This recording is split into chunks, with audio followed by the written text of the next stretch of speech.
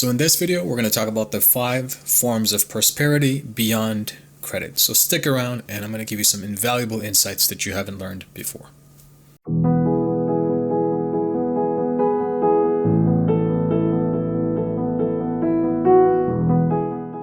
Hey, what's up everybody? Tarafdar back with a brand new video. In today's video, we're going to talk about the 5 forms of prosperity beyond credit and what are some of the things that you need to be on the lookout for when you're trying to establish your wealth. Traditionally, we talk about credit in this channel, and of course, I want to help you gear towards building wealth. So if you're new to this channel and you haven't subscribed yet, consider subscribing and turn the bell icon on, especially if it's something that you are looking forward to building when it comes to wealth, especially looking to re-enhance and establish solid credit profile. With that said, let's focus on today's topic. We're going to talk about 5 things specifically to help you enhance in terms of prosperity that will look kind of beyond credit.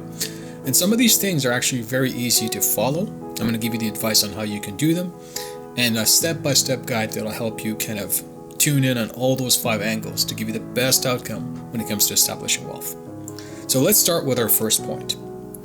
Our first point is financial confidence in the ability to have financial stability. So what does that mean? Financial confidence in the ability to have financial stability. In a sense, it means that you know for a fact, based on what you know financially, you're able to hold yourself steady when it comes to financial income, building more assets, keeping your debts low. That's a very important component towards establishing a lot of wealth. Not having the confidence financially in that ability will not only strain you financially, but it will give you uncertainty, especially in times like these. We know it's the pandemic. We know there's a lot of things that are happening and going on. And the last thing you want for yourself is to have that level of uncertainty. That level of uncertainty is not only such a dangerous position to put yourself in, but also, it's a dangerous position for your family as well. It's a dangerous position for anybody in a sense who don't necessarily have the luxury of taking a risk with their financial abilities, right? So having confidence in the ability to stay financially stable is a very critical component towards building a significant amount of wealth. Let's move on to point number 2. Our second point is the ability to upgrade financial relationships efficiently. And the reason I say that is because a lot of people are sticking to their banks and they think they're good customers and they're loyal customers. And that's incredible. Okay, it's true. You can be with a bank for maybe more than a decade. You can be with a bank that respects your relationship for more than a decade. But the reality is you're still just another number to them, right? And I'm not saying that to put any banks down or their goals to make profit down or anything like that. But I'm saying that as the reality because there's always going to be somebody who has more money than you. And when that happens, what happens is, that relationship that you have is kind of in a frail position because you have nothing to offer. And your loyalty towards the bank is not necessarily profitable. The only thing that banks look for profit is distributing financial products that they can get high returns on. So ideally, what you want to do is you want to look at the type of financial products you have with your institution and being able to upscale that relationship, upscale those products effortlessly. And you'll be able to access more financial products at reasonable rates due to those relationships. And that's when you know you're valued, right? And at the same time, that's when you know you're being able to establish those relationships efficiently. So that was point number 2. Point number 3 when it comes to prosperity, being able to instantly avoid bad financial choices. The reason I say that is because a lot of people who are in the world of building credit and establishing wealth, which is the general population basically, unless you don't care about wealth and credit. But when you're looking at these type of things, there's times and there are instances that we all make bad financial choices and decisions. During those instances, during those times, we have to be careful. We have to position ourselves to say, hey, what can I do? And what are some of the strategies that I can deploy that will kind of give me an unconscious idea of some of the decisions that I'll make, whether it be financially, to say this was a bad choice, that this was actually not a good idea. So the best way to do that is to be able to evaluate every decision that you're making when it comes to spending and think thoroughly on the type of financial gain you're looking to get from that or the financial loss from it. A lot of people base their financial decisions, whether small or big, on instant gratification. We're all guilty of it, including myself. However, it's important to know consciously that you are making that decision and then make it, because at the end of the day, you have nobody to blame outside of than yourself. Whereas if you know, okay, well, I'm disciplined enough, I know what I need to do, having that financial confidence will enable you to make those small mistakes, regardless of gain or not, and be comfortable with that. But if you're not in a position to make those type of mistakes on a comfortable level and spend money where you don't have to worry about how you're going to earn tomorrow and if whether or not your job is at risk, then you need to know and you need to kind of be familiarized with that every time you make a financial purchase, it's going to hurt you. So I want you to think in that context. I think it's very important that you start thinking that way because this gives you the discipline to avoid mistakes potentially, and that can actually help you long term. So let's talk about point number 4 when it comes to building financial prosperity. That point is improving your net worth year by year by a fixed threshold.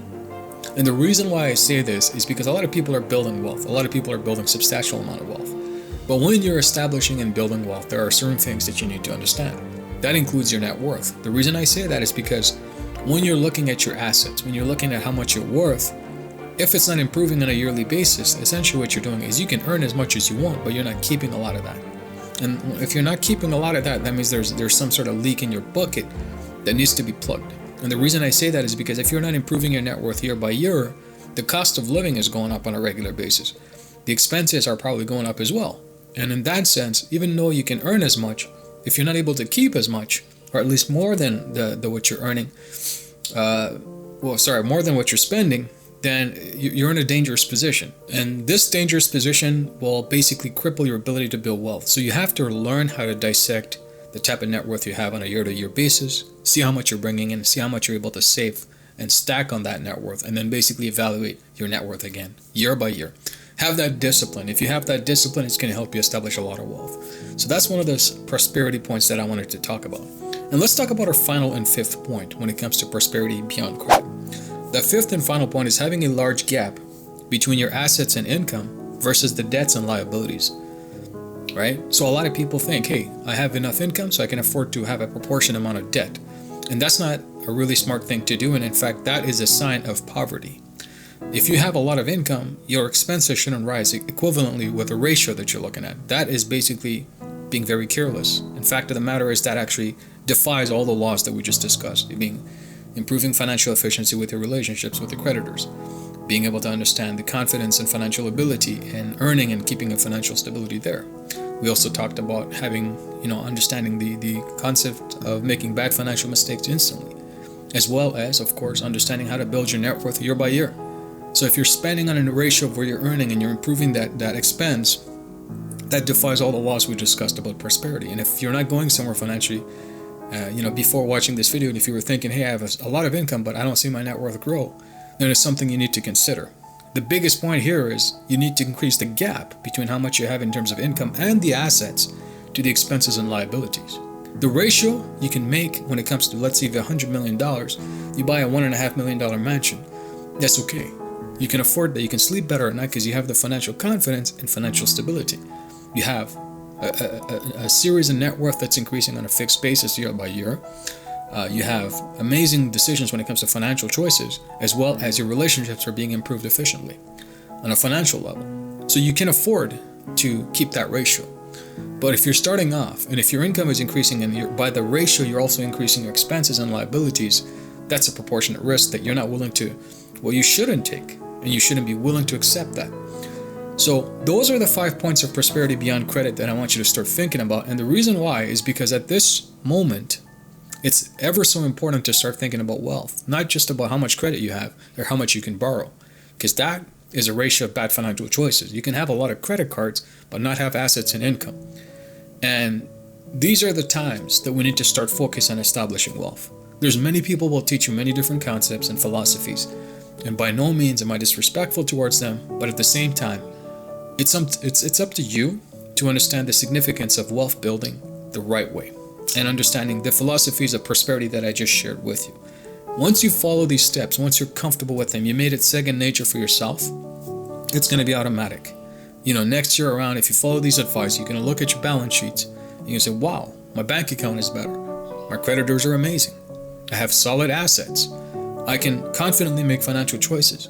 I know I can earn as much as I want because I have that confidence in me to be able to find what I can do and be passionate about doing it and not be able to take risks and waste my life away. So all these type of things are extremely crucial when it comes to establishing wealth. So I hope this video helped you, and hopefully you got some important lessons out of this one.